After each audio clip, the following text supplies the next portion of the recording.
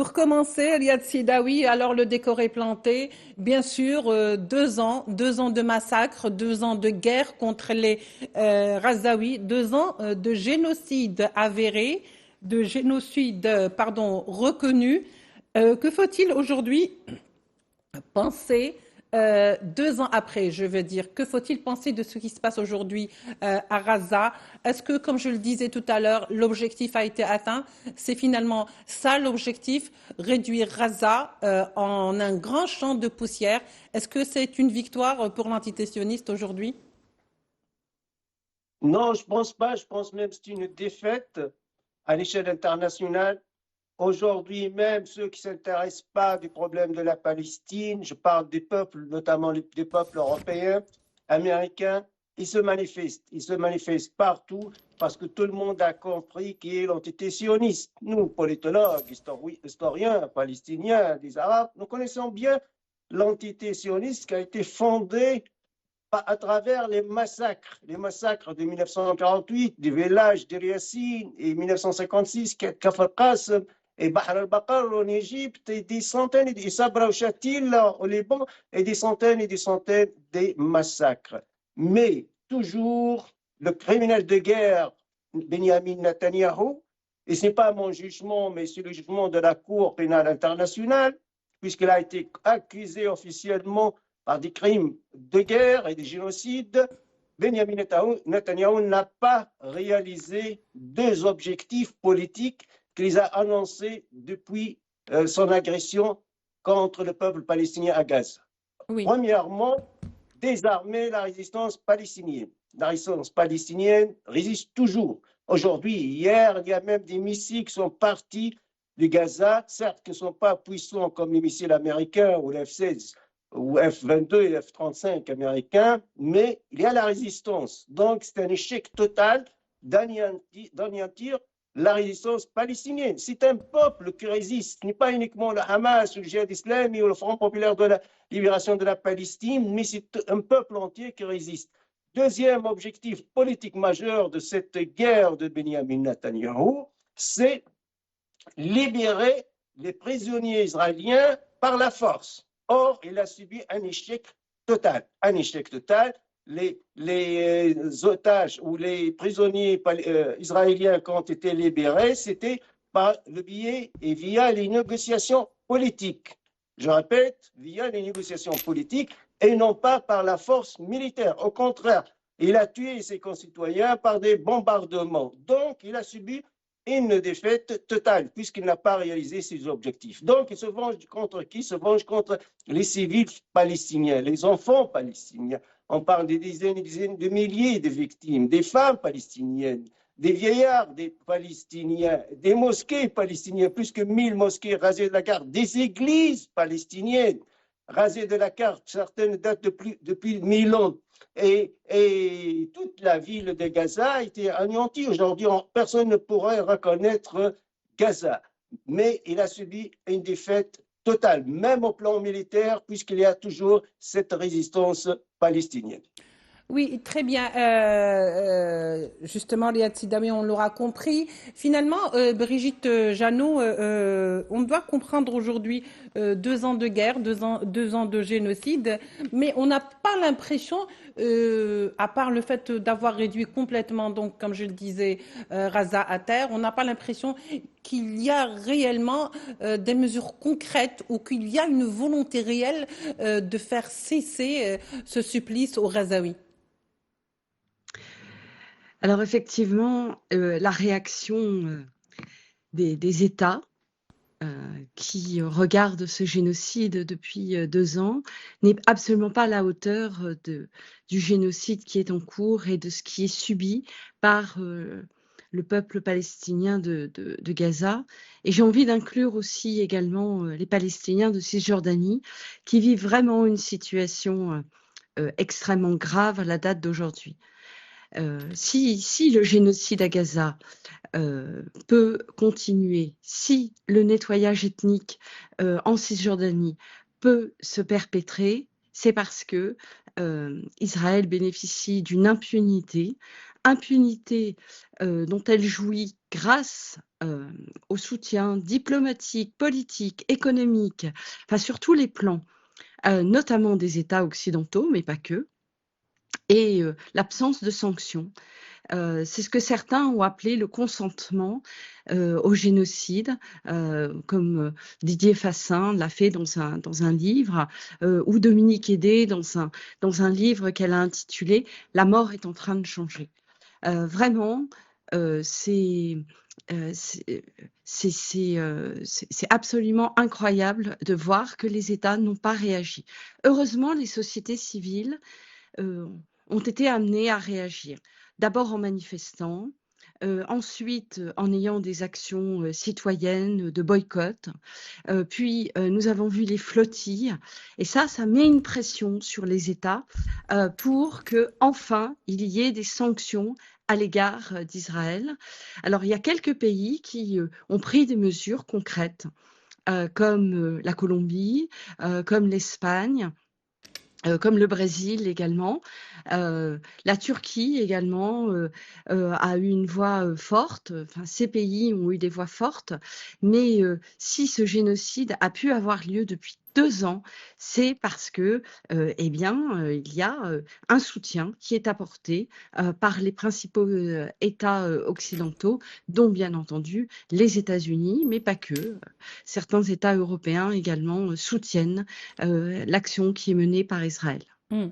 Alors, Brigitte, pour rester avec vous, alors c'est vrai que nous avons vu qu'il y a eu un grand, je dirais, mouvement de ce qu'on appellerait la société civile, et c'est finalement la société civile qui a fait bouger les choses, hein, parce qu'il faut le dire ainsi, en plus de la flottille ou des flottilles au pluriel. Nous avons également vu la chute de plusieurs mythes entourant cette entité sioniste qui était exempte de tout critique. Il fallait surtout pas s'approcher des lignes rouges concernant tout ce qui était d'une manière ou d'une autre juif. Et je dis bien juif, parce qu'on verra par la suite pourquoi c'est par l'entité sioniste. Alors finalement, tous les mythes ont été déconstruits, et surtout, on a vu que le vrai visage de cette entité sioniste, lorsqu'on voit des citoyens, par exemple, de régions limitrophes, telles que Ashdod, ou là où s'est passé donc le 7 octobre également, des populations venir voler l'aide qui était au départ destinée aux Palestiniens. À ce point, ils souffrent de faim. Ils l'auraient dit et ça aurait solutionné beaucoup de choses. On l'aura envoyé par exemple des aides humanitaires si tel est le cas. Oui. C'est Oui, regrettable. oui. Alors, les masques tombent. À la FPS, nous suivons le sort du peuple palestinien depuis plusieurs décennies. Depuis plusieurs décennies, on est alerté par les violations du droit des Palestiniens à l'autodétermination, le fait qu'ils ne peuvent pas se développer dans des conditions normales, vivre normalement, se déplacer normalement, puisqu'il y a un blocus illégal qui était imposé à Gaza depuis 2007, mais en Cisjordanie, lorsque on se rendait sur place, on constatait que la situation était totalement anormale. Et là, depuis le 7 octobre, c'est absolument inouï ce qui se passe, avec effectivement des actions qui sont menées pour empêcher l'aide humanitaire d'entrer dans Gaza. Il y a des milliers de camions qui sont empêchés de manière délibérée d'entrer dans Gaza. On le sait désormais que de manière volontaire, l'État d'Israël empêche l'aide humanitaire pour affamer la population de Gaza, et ça fait partie d'ailleurs des éléments du génocide. Donc de nombreux livres ont été écrits au cours de ces 2 dernières années, et lorsque je dis que les masques tombent, je pense par exemple à un livre extrêmement intéressant qui a été écrit par Madame Monique Chemillé-Gendreau, qui est une grande professeure Oui. de droit international, qui explique dans un livre récent que l'État d'Israël, depuis sa création, s'est employé à rendre impossible la création d'un État de Palestine. Et elle le fait vraiment avec une analyse qui est absolument implacable des 75 dernières années. Alors, Donc on assiste actuellement, eh bien, à une volonté d'effacer le peuple palestinien, qui résiste et qui continue à dire qu'ils ne veulent pas partir de Gaza, ils ne veulent pas partir de Cisjordanie, même si, la pression, mise sur eux est extrêmement forte. Mais une fois de plus, les Palestiniens démontrent leur attachement, à leur terre. Très bien. Riyad Sidawi, alors l'entité sioniste, comme disait aussi Brigitte Jeannot, aurait-elle d'abord perdu la bataille de l'opinion publique, cette même entité qui, elle, comptait beaucoup sur la sympathie justement de cette communauté internationale, étant donné qu'elle se sont ou qu'elle s'est toujours fait passer pour la victime historique, et donc à celle à qui on pardonne tout. Oui, je suis tout à fait d'accord.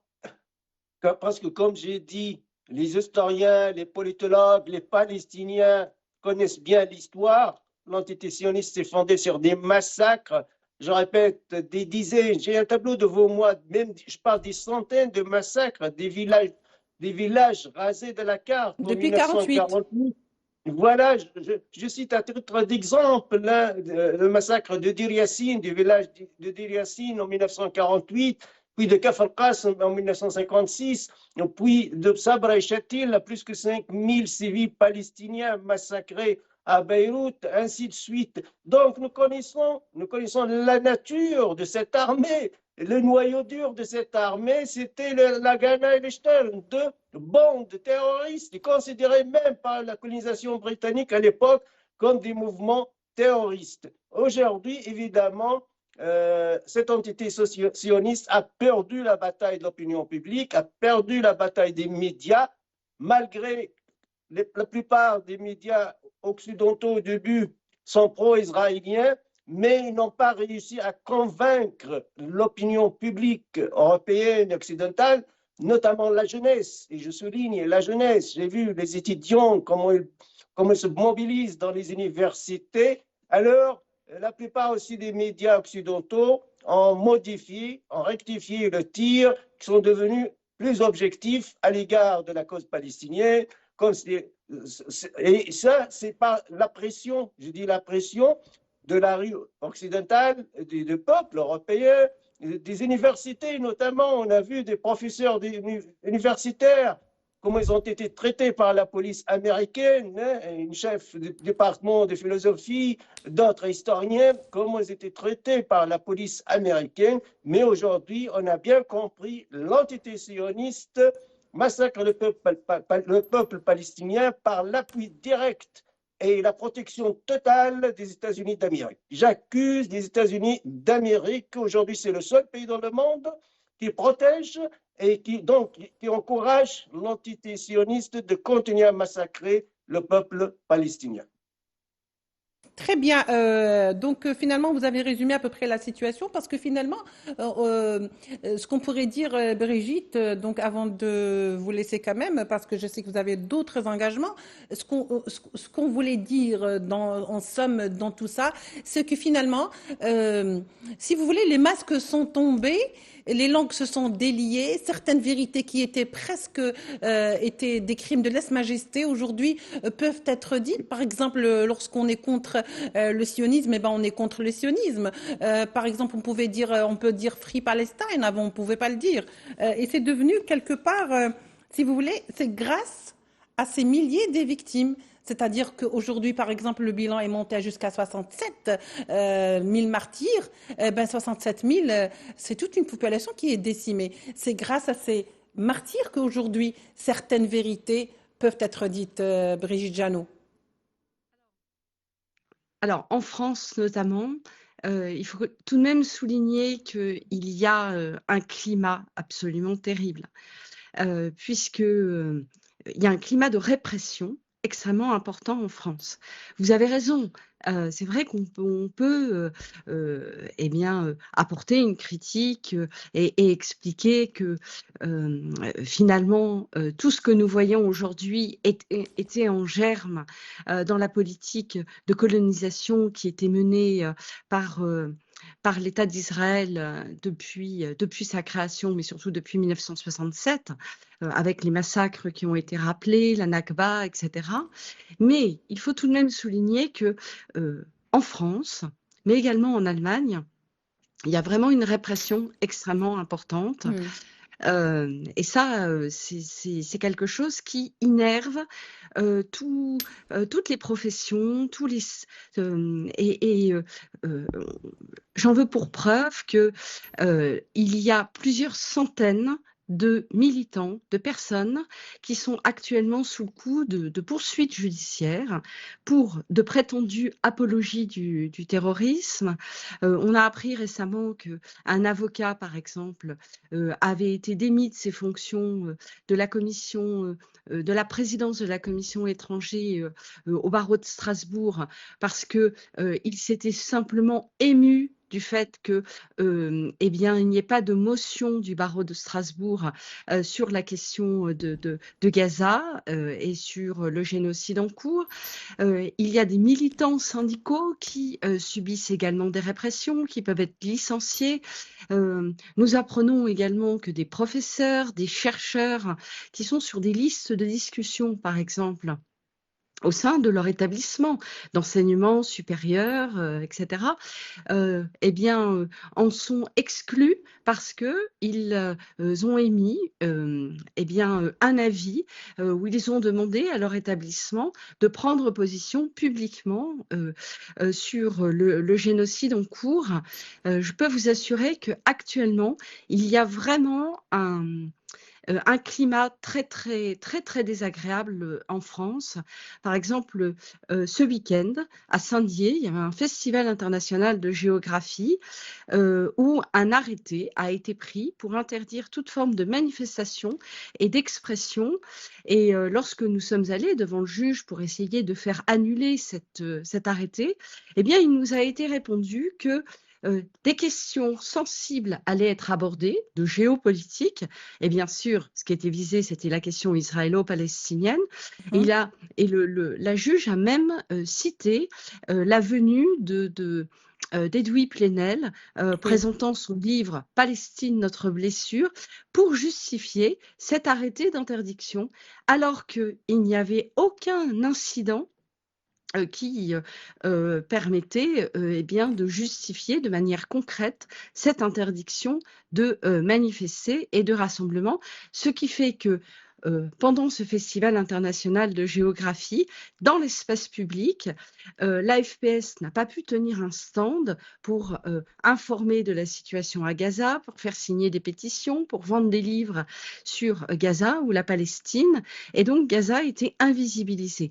Alors, effectivement, il y a des progrès, ça c'est indéniable. C'est vrai qu'il y a de plus en plus de personnes qui, eh bien, se rendent compte de la véritable nature, eh bien, de la colonisation et de son implication concrète pour les droits des Palestiniens.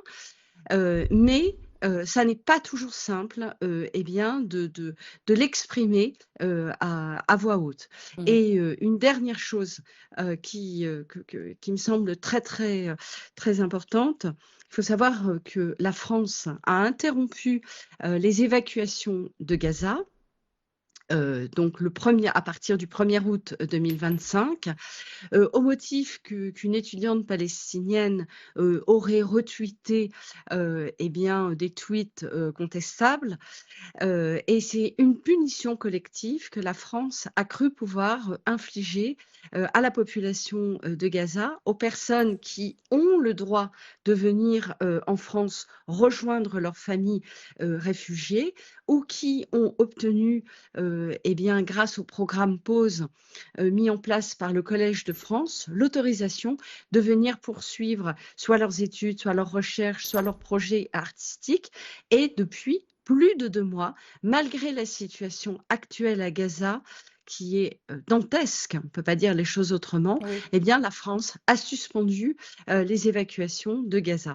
Donc, C'est une voyez, sorte de on a punition, affaire, Brigitte, c'est une punition contre les collective, Palestiniens, absolument. pas forcément Ouais. contre les Français qui désiraient se rendre sur les territoires palestiniens et bien sûr parler de ce qui se passe, mais c'est également une façon d'isoler encore davantage les Palestiniens. Oui, oui, tout à fait.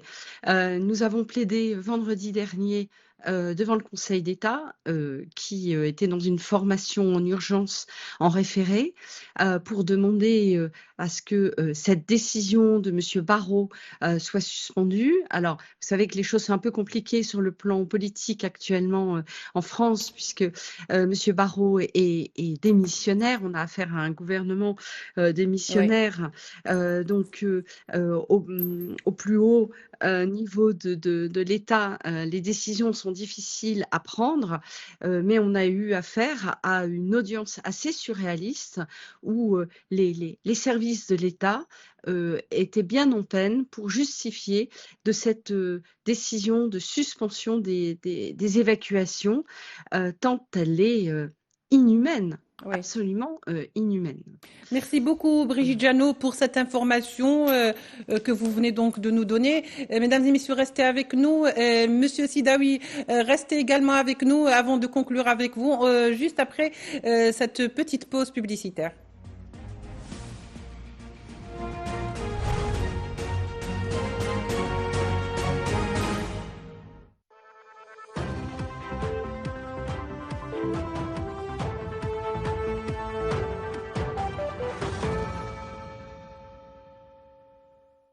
واش راك تسنى باش تضاعف الدي بي ديالك؟ طلع من 15 ل 60 ميجا غير ب 200 دينار واستمتع بتجربة انترنت استثنائية. زوروا موقعنا الإلكتروني لمزيد من المعلومات. اتصالات الجزائر دائما أقرب.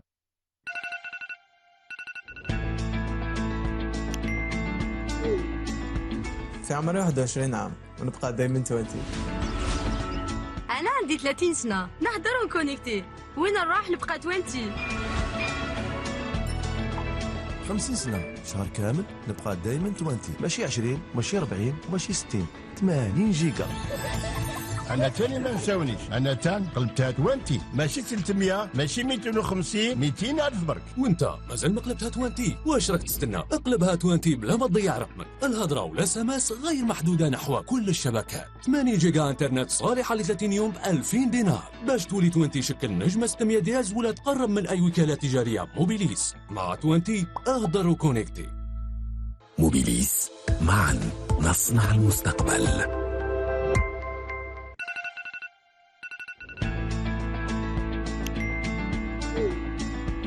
في عمري 21 عام ونبقى دايما 20.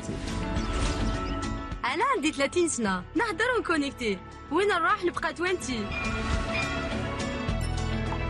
50 سنة شهر كامل نبقى دايما 20، ماشي 20 ماشي 40 ماشي 60، 80 جيجا. أنا تاني ما نساونيش، أنا تان قلبتها 20 ماشي 300 ماشي 250 200 ألف برك. وانت مازال ما قلبتها 20؟ واش راك تستنى؟ اقلبها 20 بلا ما تضيع رقمك. الهضره والاس ام اس غير محدوده نحو كل الشبكات. 8 جيجا انترنت صالحه ل 30 يوم ب 2000 دينار. باش تولي 20 شكل نجمه 600 جهاز ولا تقرب من اي وكاله تجاريه موبيليس. مع 20 اهدر وكونيكتي. موبيليس، معا نصنع المستقبل.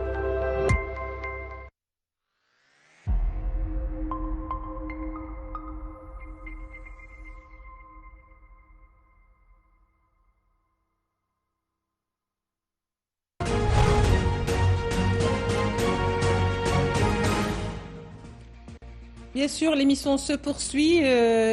Je me tourne vers vous, Riyad Sidaoui. Riyad Sidaoui, finalement, faut-il finalement faire un bilan 2 ans après? Et puis surtout, faire quel bilan? De toute façon, c'est tous les jours qu'on fait des bilans aujourd'hui. Est-il nécessaire aujourd'hui, par exemple, de faire une pause et de se dire pendant ces 2 ans, mais qu'est-ce qui est arrivé de Gaza? Oui, je pense qu'il faut repenser aussi ou poser la question qu'un jour Vladimir Ilyich Ulyanov-Lénine l'a posée avant le déclenchement de la révolution bolchevique en 1917. Que faire? Que faire face à l'entité sioniste qui ne respecte pas ni le droit international, ni la vie humaine et qui bafoue toutes les lois internationales et la charte de l'ONU, appuyée et soutenue aveuglement et inconditionnellement par les États-Unis d'Amérique. Que faire? Les Palestiniens doivent poser cette question. Que faire? Surtout, je parle de la Cisjordanie, parce qu'il y a 60 000 policiers en Cisjordanie. Pourquoi la Cisjordanie n'a pas été totalement solidaire, je dis par les armes, avec la bande de Gaza? Aussi, la Ligue arabe, que faire? Est-ce que la riposte arabe était au niveau des massacres de l'entité sioniste? Je parle notamment des États arabes qui ont normalisé avec l'entité sioniste. Pourquoi ils n'ont pas eu le courage même de retirer leurs ambassadeurs pour la négociation, pour repenser la situation, alors que le président de Colombie a expulsé l'ambassadeur israélien? La même chose au Cuba, Venezuela, d'autres pays en Amérique latine, le Sud-Afrique. Beaucoup de questions. Que faire aujourd'hui? Les Palestiniens doivent poser cette question. Les Arabes aussi, au sein de la Ligue arabe, le monde musulman aussi, le tiers-monde, l'humanité entière doit poser la question que faire? Parce qu'il faut dire que nous étions impuissants jusqu'à maintenant. C'est l'impuissance totale de la communauté internationale face au crime de Netanyahou, face au crime et du génocide de l'entité sioniste. Merci beaucoup, Riyad Sidaoui. Merci d'avoir été avec nous. Je vous laisse donc, je vous libère, Riyad Sidaoui, bien sûr.